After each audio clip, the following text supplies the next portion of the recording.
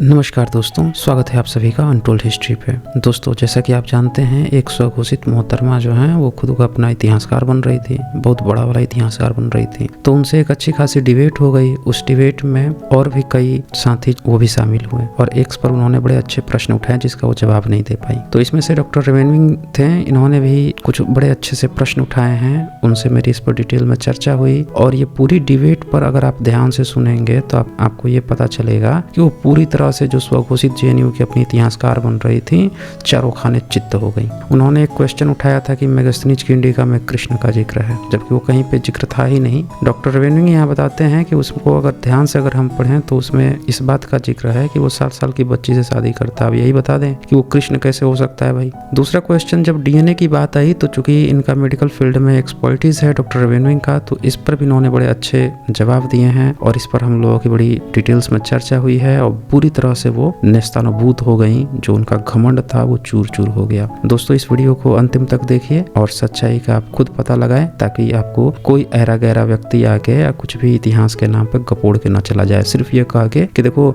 मैंने इसमें डिग्री ली है, मैंने इसमें इस सब्जेक्ट को पढ़ा है, मेरे इस पर रिसर्च है, इसीलिए मैं सही हूँ।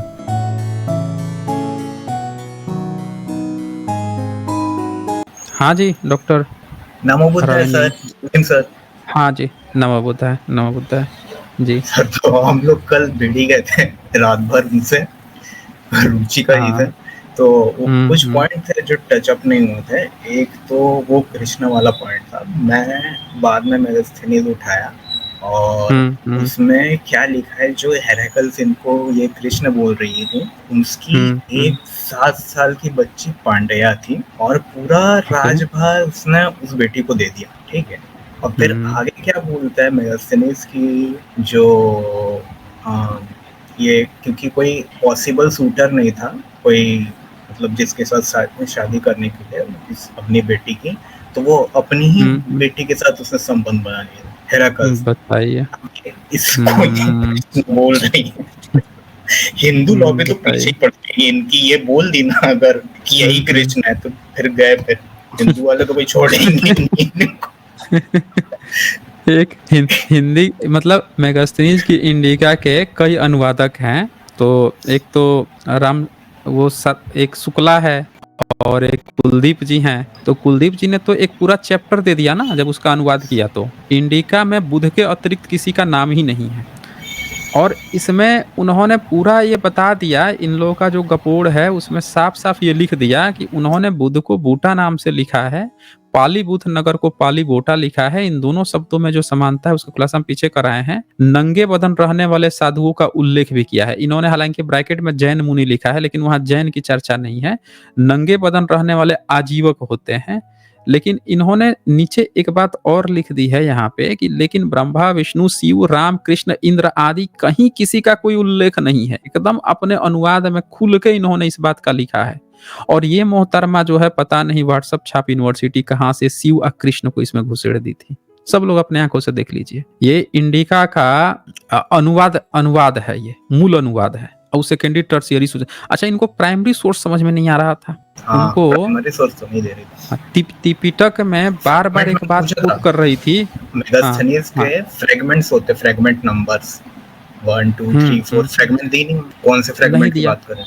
वहाँ लिखा है आदियान का है, स्ट्रैबो का है, किसका है ही फ्रेगमेंट ही है। हाँ, इरविन का बेसिकली, इरविन या स्ट्राबो, इन्हीं दोनों में से ईसा के पहली सदी वाले जो हैं। इसका फुटनोट देखा था, ये जो बोल रही थी ना कि शिव और कृष्ण है, सर वो एक्चुअल मेगास्थनीज ने नहीं लिखा है, उसके नीचे एक फुटनोट है गुस्ताव श्वाब का। तो गुस्ताव श्वाब वो बोल रहा था कि जो ग्रीक जब आए थे इस इंडिया में तो उन्होंने यहाँ के गॉड्स को आइडेंटिफाई करने लग गए। तो शिवा को बक्कुस उनका गॉड था, माइनर डेटी, तो उसके साथ शिवा को आइडेंटिफाई किए और जो कृष्ण था वो हेराक्लिस के साथ आइडेंटिफाई किया। तो वो गुस्ताव श्वाब के ओपिनियंस थे, वो मेगास्थनीज ने नहीं लिखा था वहाँ।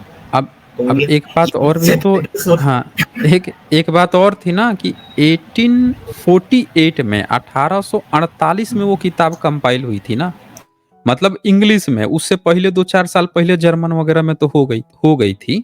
तो अब ये देखिए कि ये उन लोगों की ओपिनियन थी ना। 1848 में तो भारत में बुद्धिज्म को भी लोग ठीक से नहीं जानते थे, अंग्रेज तक नहीं जानते थे। कर्निंगम महोदय तो तब काम करना शुरू किए हैं। 48 49 56 से काम करना शुरू किए हैं। 37 में तो सम्राट अशोक का पढ़ा गया था, तब तक कोई जल्दी से जानता नहीं था, तब वो किताब कंपाइल थी। तो उस समय तो सारे ब्राह्मणों की ही चलती थी ना, हर चीज ब्राह्मण की ही चीज से जोड़ के लोग देखते थे। तो उनकी पर्सनल ओपिनियन है। आप अनुवाद देखिए, अनुवाद में साफ साफ उन्होंने लिखा है, लेकिन ब्रह्मा विष्णु शिव राम कृष्ण इंद्र आदि का कहीं कोई उल्लेख नहीं है। सिर्फ और सिर्फ बुद्ध का कहा है कि बुद्ध का उल्लेख है, इनका कहीं उल्लेख नहीं है। आइए सब जबरदस्ती अपना पिताजी, मतलब किसी आइए सब उसमें तुरंत अपना पिताजी बता के बैठ जाते हैं। ये तो इनके चक्कर है ना ये।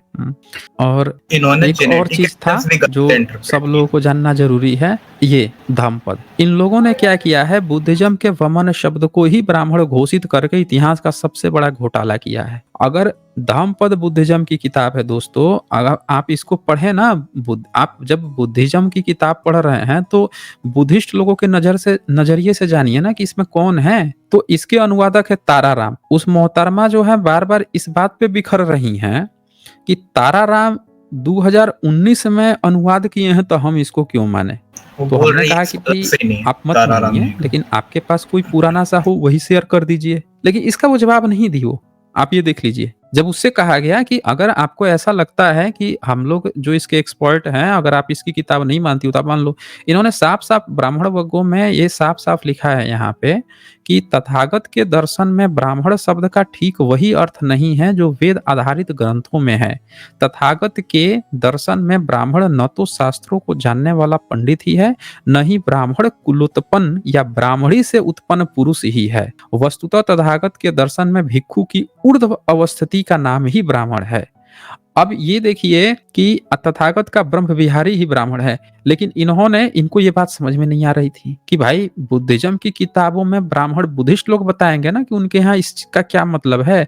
आगे उन्होंने जब ये लिखा, धम्मपद के जो गाथा है पहिला में इसमें साफ साफ लिख दिया कि गाथा में ब्राह्मण शब्द भिक्षु के लिए प्रयुक्त हुआ है। हमने उनसे कहा कि आप ये 2 नंबर जो इसका सूत्र है उसको एक बार पढ़ के समझा दो भैया। आपका अगर वैदिक ब्राह्मण की चर्चा है तो बताएगा ना कि कौन है। इसमें क्या लिखा है, जब ब्राह्मण यानी भिक्षु 2 धर्मों शमथ और विपश्यना में पारंगत हो जाता है, तब उस जानकर के सभी बंधन संयोग कट जाते हैं। अब ये जो भिक्षु है बुद्धिज्म में, वो 2 धर्म क्या है, द्वेषु धम्मेशु, समथ और विपश्यना। अब बता दें कि इनका वैदिक ब्राह्मण जो है वो कब से समथ और विपश्यना में पारंगत हो क्या ब्राह्मण बनने लगा। नहीं बता पा रही थी, जवाब तक नहीं था। और वो बार बार कहे जा रही थी कि बुद्ध जो है हमारे ब्राह्मण वैदिक ब्राह्मण की चर्चा किए हैं। ये सब इतिहासकार है, बिना बुद्धिज्म की किताब पढ़े, बिना बुद्ध को बुद्ध के नजरिए से जाने हुए, अपने ही नजरिए से बुद्ध को ये जान लेते हैं सब। पिताजी अपना घोषित कर देते हैं। इसमें एक ये बात तो ये इनके हाल है ना जी, हिलेरियस एकदम, कि भाई उनको एकदम लिटरल लाइन चाहिए कि जो बमन हो उस एकदम पुराने टेक्स्ट में, और वो बौद्ध भी थी। तो भैया ऐसे लिटरल लाइन तो आपके पास आपके अदर आर्गुमेंट का भी नहीं कि जो बमन लिखा है वो वैदिक ब्रह्मा के मुंह से निकलने वाला ब्राह्मण है, ऐसा तो आपका भी नहीं। तो फिर इससे भी तो ये भी साबित होता है कि आपका वैदिक था ही नहीं। जब खुद इतना लिटरल मांग रही तो खुद से भी तो एक्सपेक्ट करना चाहिए ना। त्रिपिटक तो इन्होंने लाया, और वो भी 1954 की छठी संगति की, उतना पुराना तो लाया नहीं आप बुद्ध के टाइम के। अब पता है कि वो जो जापान के जो होर्यूजियम है उसने उसननी विजय सारणी के सूत्र में पूरी वर्णमाला मिली है जिसमें शत्र र और ये री आया है। तो ऑब्वियस सी बात है कि वो तो 6-7 सेंचुरी का था। आपकी त्रिपिटक अगर 1954 की आ रही है तो ये वाले लेटर्स तो आ ही जाएंगे। अब इनको क्या है, ये इतनी सिंपल सी बात समझ में नहीं आती। बोल रही कि बमन देखो 1954 की त्रिपिटक लेके हमको पूछे, क्या ही बताएं।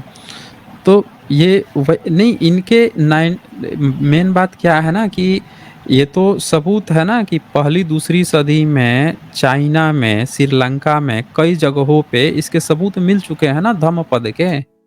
अटकथाएं 5वीं सदी की भी, हाँ, गंधारा में मिल चुके हैं। सम्राट अशोक के इंस्क्रिप्शन में 7 किताबों का जिक्र मिल चुका है, विनय पिटक का जिक्र मिल चुका है, मुनि गाथा सब का जिक्र मिल चुका है। तो उनके तो सबूत हैं। इनके वेद का कहीं कहीं पे लिखित सबूत नहीं मिल रहा है। ये जबरदस्ती जो बुद्धिज्म के वमन शब्द है उसमें अपना पिताजी बता रहे हैं। तो ये सबसे बड़ी गलतफहमी सिर्फ इन्हीं लोगों की नहीं है, बहुजन समाज में भी बहुत सारे लोग हैं, उनको भी ये बात समझनी होगी कि आपको देखें कैसे उन्होंने ब्रेन वॉश करके बर्बाद बर्बाद कर दिया है और आपकी सारी चीज को उठा के और अपना घोषित कर लिया। अच्छा, आप नैरेटिव देखिए इनका।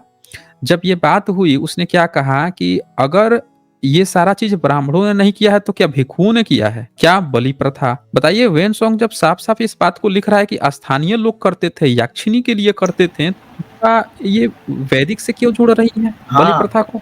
ये है, ये बाइनरी में फंसे रहते हैं, मतलब बुद्ध होगा तो ब्राह्मण होगा, नहीं तो और कोई नहीं। जबकि आप हाँ। आज देख लीजिए, मैं एक किताब पढ़ रहा था माइंड कंट्रोल के ऊपर। स्टीवन हसन एक बहुत बड़े साइकोलॉजिस्ट है, उन्होंने माइंड कंट्रोल के ऊपर किताब लिखी है। वो बोल रही आज at this point of time हजारों कल्ट्स है, मतलब धर्म तो है ही लेकिन छोटे छोटे कल्ट्स जो अपने अपने रीति रिवाज करते थे हजारों है, ये सब माइंड कंट्रोल करने के पेतूल है। तो ऐसे कल्ट्स तो उनके भी टाइम पे होंगे, अब वो मिट गए होंगे या मिल गए होंगे, कुछ भी हुआ हो सकता है। तो वो तो एकदम मतलब उन्होंने मतलब कंबल के नीचे डाल दिया उसको, मतलब छुप ही गया वो, उसके ऊपर तो मतलब विचार ही नहीं, मतलब उसके एविडेंस मिलते नहीं। वो भी हो सकते, वो भी बलि प्रथा कर सकते, उनके भी कुछ रीति रिवाज होंगे। और ये देखिए 4 नंबर सूत्र में बुद्ध कह रहे हैं जो ध्यानी है, जो निर्मल है, जो आसन पद है, जो कृतकृत्य आशव रहित है, जिसने उत्तमार्थ है यानी निर्वाण को पा लिया है, उसे मैं ब्राह्मण कहता हूँ। अभी बताएंगे कि इनके वैदिक ब्राह्मण कौन सा निर्वाण करते थे बलि प्रथा करके। बुद्ध तो अपने धम्म पद में कह रहे हैं कि ब्राह्मण वो है जो निर्वाण प्राप्त कर लिया है, हैं? आप बता दीजिए, इनके यहाँ तो निर्वाण मरने के बाद से होता है ना, मोक्ष की प्राप्ति होती है इनके यहाँ तो निर्वाण। ये तो बुद्धिज्म में ना जीते जी निर्वाण होता है, बताएंगे ये? नहीं बता पाएंगे।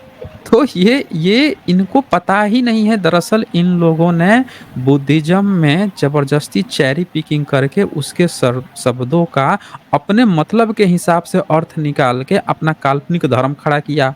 और बुद्धिज्म का बुद्धिज्म की तरह से क्या मतलब है वो न लाने दिया न लाने देते हैं ये ध्यान दीजिएगा। तो है ही नहीं ना मतलब। और उसका बार बार एक बात और कहना था कि वैदिक वो डिबेट करते थे।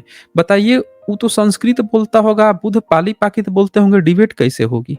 उनके नाम जो थे वो संस्कृत में तो हो भी नहीं सकते क्योंकि लेटर्स भी नहीं थे उस टाइम पे। ये भी बात है। दूसरी बात है कि नाम जो है पाली पाकित में है। ये भी तो देखिए, नाम जो है ब्राह्मण जो है उसका नाम पाली पाकित में है। तो इन्होंने बुद्धिस्ट के नामों को उठा के जबरदस्ती अपना पिताजी उसको बनाया। डिबेट में मैं एक था तो उसने अंबर सूत निकाला और उसमें देखा ये देख 3 वेद, उसमें क्या लिखा है ईरु वेद, साम वेद, यजु वेद। ईरु कौन सा वेद होता है? नहीं, उसमें एक और बात है उसमें कि उसी में अगर आप ध्यान से देखेंगे अंबट सूट में, तो जो ब्राह्मण है अंबस्ट जो ब्राह्मण है वो खुद शाक्य वंश का है। जब डिबेट में लास्ट में फंसता है तो स्वीकार करता है ना कि मैं शाक्य वंश हूं। कैसे होता है शाक्य का, उसका कैसे स्टार्ट कैसे हो वहां बुद्ध बताते थे। हाँ। तो जब वो इस बात में आ ही जाता है कि वो खुद शाक्य वंशी था। अब बताइए कि एक शाक्य वंशी भी बुद्धिस्ट बन के घूम रहा था, तो ये वही इतिहासकार लोग हैं ना जो बुद्ध के 5 शिष्य, जिसमें से 3 शाक्य वंशी और 2 कुलीय थे, उसको इन लोगों ने 5 ब्राह्मण शिष्य बना रखा है। यही गपोड़े लोग हैं ना इतिहासकार कि बुद्ध के 5 शिष्य ब्राह्मण थे। बताइए, अनपढ़ ब्राह्मण को तो जानकारी नहीं है।